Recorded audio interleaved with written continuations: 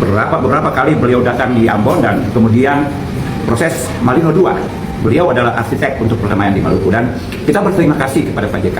Assalamualaikum warahmatullahi wabarakatuh. Viralnya ceramah Pak Yusuf Kalla, di mana di dalam ceramahnya Pak Yusuf Kalla waktu itu ceramah tarawih di Masjid Kampus UGM pada bulan Ramadan kemarin, 5 Maret 2026. Jadi mereka mempermasalahkan soal frasa syahid yang diungkap Pak JK terkait konflik yang menyinggung agama termasuk Poso dan Ambon. Nah, gara-gara hal tersebut akhirnya Yusuf Kalla dilaporkan ke Polda Metro Jaya. Nah, salah satu pendeta Profesor Dr. John CHR Ruhelesin MSI menanggapi terhadap ceramah yang disampaikan oleh Pak Yusuf Kalla di UGM. Jadi beliau melihat memandang ceramah Pak Yusuf Kalla di UGM benar-benar tidak menyinggung tentang agama Kristen secara khusus. Beliau konteksnya berbicara tentang konflik Poso dan Ambon. Baik, untuk lebih jelas langsung saja kita lihat videonya.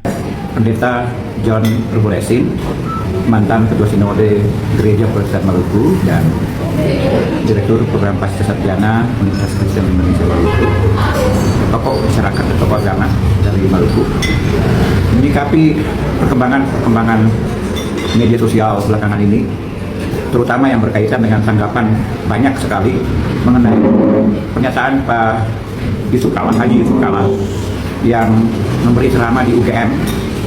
Saya berkeinginan untuk memberikan perspektif saya.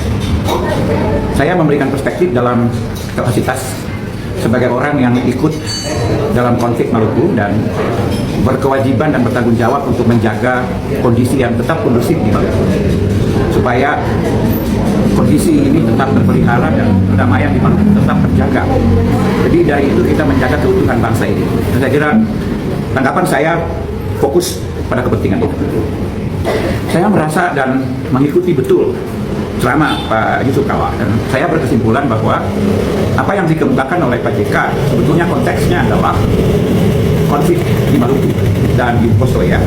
Kita tahu bahwa Pak JK adalah arsitek yang bersama-sama dengan pemerintah Indonesia ketika itu ikut menyelesaikan konflik Maluku.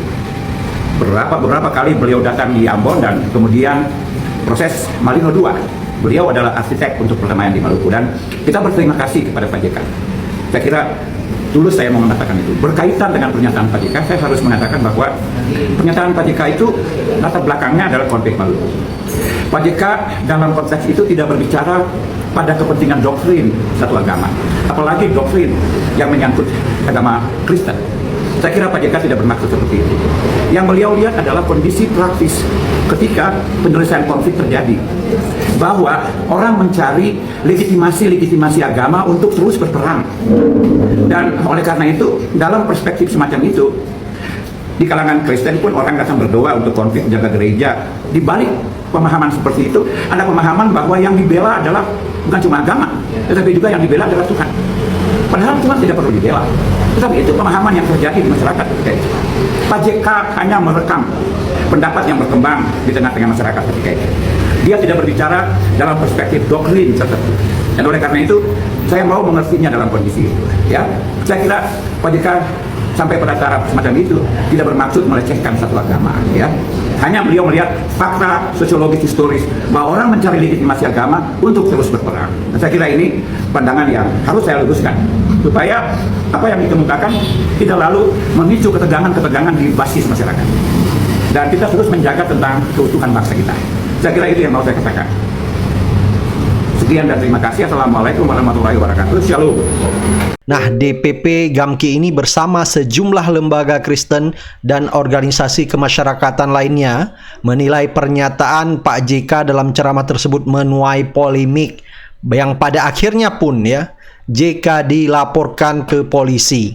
Nah, pelaporan polisi ini setelah JK melaporkan Rismon Sianipar dan juga menyinggung yaitu supaya Jokowi untuk memperlihatkan ijazahnya untuk menyelesaikan kegaduhan polemik ijazah palsu yang cukup berkepanjangan. Nah, menurut netizen perlu dicatat yang memimpin untuk pelaporan Yusuf Kalla ke Polda Metro Jaya adalah dipimpin oleh Ketua Umum DPP Gamki yang bernama Sahat Sinurat, adalah merupakan kader PSI. Jadi menurut netizen ya di sosial media X, pelaporan Pak JK adalah kader PSI anak buah Kaisang. Ketua Umum Angkatan Muda Kristen Indonesia atau GAMKI, Sahat Martin Philip Sinurat adalah orang yang memimpin pelaporan atas Yusuf Kalla yang juga sebagai kader Partai Solidaritas Indonesia sebagai Ketua Bidang Ideologi Partai di DPP PSI periode 2025-2030. Bahkan netizen di sosial media ya menyebut siapapun yang menyenggol ijazah pria Solo akan dicarikan masalahnya untuk dikriminalisasi. Memang kalau kita lihat ya, setelah Pak JK ya menyinggung tentang masalah ijazah palsu Jokowi, meminta Jokowi untuk memperlihatkan ijazahnya supaya polemik ijazah palsu ini cepat selesai, dan pada akhirnya pun ya Pak JK dilaporkan gara-gara potongan ceramahnya yang menyinggung masalah yaitu konflik Ambon dan Poso. Publik mulai melihat dan lebih jernih dalam mencerna video yang diposting di beberapa platform sosial media, bahwa itu potongan dan tidak sempurna, kemudian diberi narasi yang menyesatkan.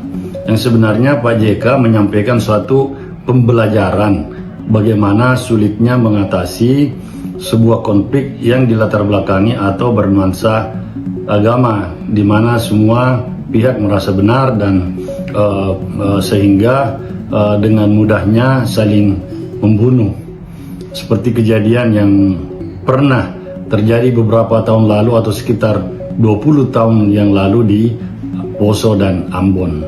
Nah, ini yang ditegaskan atau diuraikan oleh Pak JK, lalu dipelintir kemudian muncul kontroversi. Nah, sebenarnya yang perlu dilaporkan adalah pihak yang pertama membuat dan memposting video ini, karena ini yang menciptakan huru-hara, yang menciptakan masalah di yang kita seperti yang kita lihat saat ini. Lagi rame, sedang rame. Ini Pak Yusuf Kalla menuai kritik dan dituduh penistaan agama. Bahkan mau ada yang rencana mau melaporkan. Nah, ini kita lihat komentarnya ya. Ini postingan dari saudara kita Christian.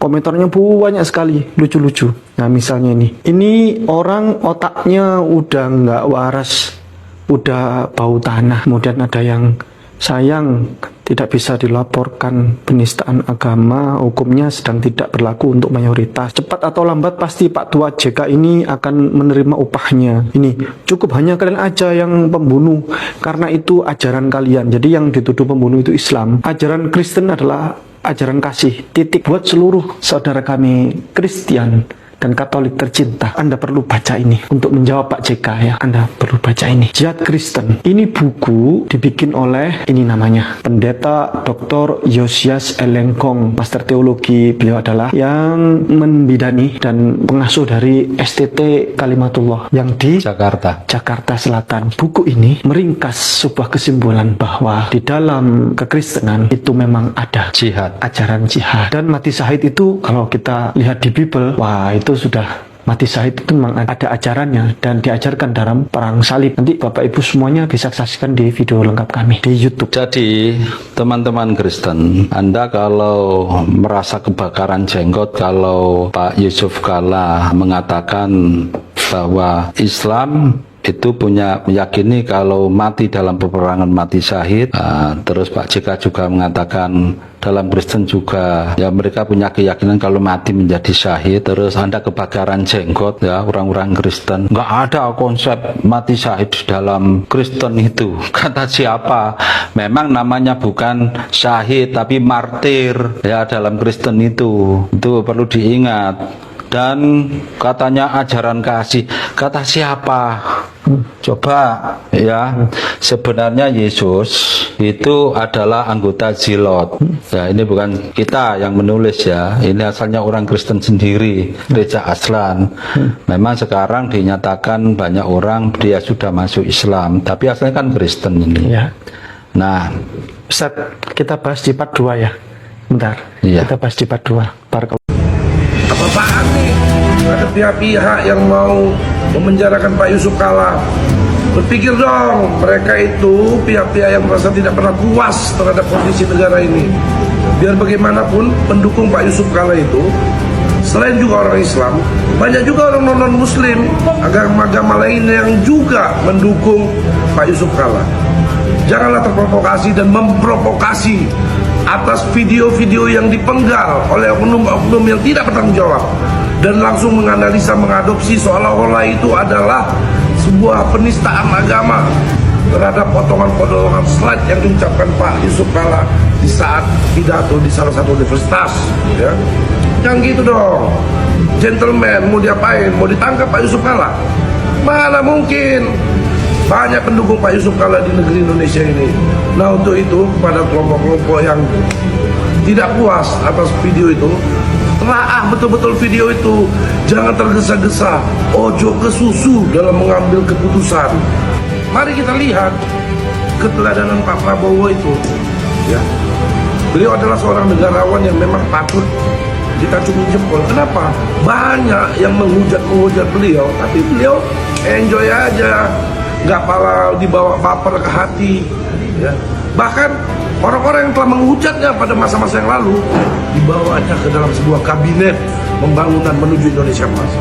Untuk itu sudahlah, hentikan perpecahan di negeri ini. Jangan lagi ada terprovokasi dan mencari celah-celah provokasi untuk menjatuhkan sesama masyarakat ataupun negarawan kita yang ada di Republik ini. Mau dicari apa lagi sih? Sekarang Iran sudah berperang dengan Israel, harga minyak mahal, ekonomi kita lagi susah. Untuk apa kita ribut-ribut? Mari kita bergandengan tangan membangun Indonesia menuju Indonesia Emas. Guys, saya sangat terkejut dan prihatin. Ada sekelompok orang yang menuduh Pak JK menistakan agama sekaligus akan melaporkannya ke polisi. Hari Minggu kemarin, mereka berkumpul konferensi pers, tegas menyatakan tersinggung atas pernyataan Pak Yusuf Kalla dalam ceramah Ramadannya di UGM Yogyakarta 5 Maret lalu. Menariknya guys, peristiwa ini terjadi setelah mantan Wapres itu resmi melaporkan Rismon Sianipar di Bareskrim Mabes Polri, dan setelah itu meminta Pak Jokowi untuk menunjukkan ijazah aslinya. Apakah ada korelasi di antara dua peristiwa ini? Saya sangat tidak tahu. Tapi saya terkejutnya karena baru kali ini di usia Pak JK yang sudah 84 tahun ada warga negara yang menuduh Pak JK menistakan agama. Padahal selama ini Pak Yusuf Kalla dikenal sebagai tokoh pendamai lintas agama, konflik SARA, tokoh pendamai politik baik dalam maupun luar negeri. Makanya saya anggap aneh. Tapi oke lah, saya coba menyimak tuntas konten ceramah beliau di UGM sebulan lebih yang lalu itu. Terus terang saya sulit untuk menemukan penistaan agama di situ. Justru saya sangat kagum di usia setua itu masih sangat brilian dan memorinya sangat kuat dalam mengingat dan merangkai cerita berdasarkan pengalaman empiriknya sebagai tokoh pendamai konflik SARA atau konflik agama. Saya menganggap bahwa ini interpretasi saja dari saudara-saudara kita yang tidak seiman dengan Pak Yusuf Kalla ini. Dari satu diksi yang diungkapkan oleh Pak JK, yaitu mati syahid, keyakinan mati syahid. Ini Pak JK menggunakan term ini untuk dua kelompok yang sedang berkonflik, di mana Pak JK terlibat mendamaikannya, yaitu konflik Ambon dan konflik Poso. Orang membunuh agama yang berbeda karena keyakinan bahwa itu benar masuk surga. Kira-kira antara lain kata-katanya seperti itu, narasinya seperti itu. Ini dianggap sebagai penistaan agama. Tentu saya tidak mau bicara lebih jauh karena itu sekali lagi interpretasi subjektif dari mereka saudara-saudara kita yang tersinggung. Tetapi mari saya mau jelaskan teman-teman berdasarkan pemahaman saya sebagai orang yang pernah mendalami sosiologi. Pertama, Pak JK ini bukan ahli agama, bukan ahli kajian Islam, apalagi bukan ahli kajian Kristiani. Sehingga term atau diksi yang diungkapkan mungkin saja tidak sama dengan makna yang ditafsirkan oleh pihak yang tersinggung. Istilah syahid dalam Islam, apakah ada di dalam umat Kristiani? Saya terus terang tidak tahu. Meskipun ada catatan seperti ini nih, ya. Saya tanya di Google Artificial Intelligence, jawabnya seperti ini, ya. Nanti baca sendiri. Kedua, Pak JK ini menceritakan konflik di dunia dan konflik di Indonesia di mana beliau terlibat. Jadi pengalaman empirik beliau yang tidak boleh dibantah orang lain. Masa pengalaman empirik Pak JK dalam menyelesaikan konflik Ambon, konflik Poso, yang tegas dia nyatakan itu konflik agama, sehingga dibalut dulunya dalam istilah konflik SARA. Tidak bisa karena beliau terlibat langsung, pengalaman empirik hanya diungkapkan.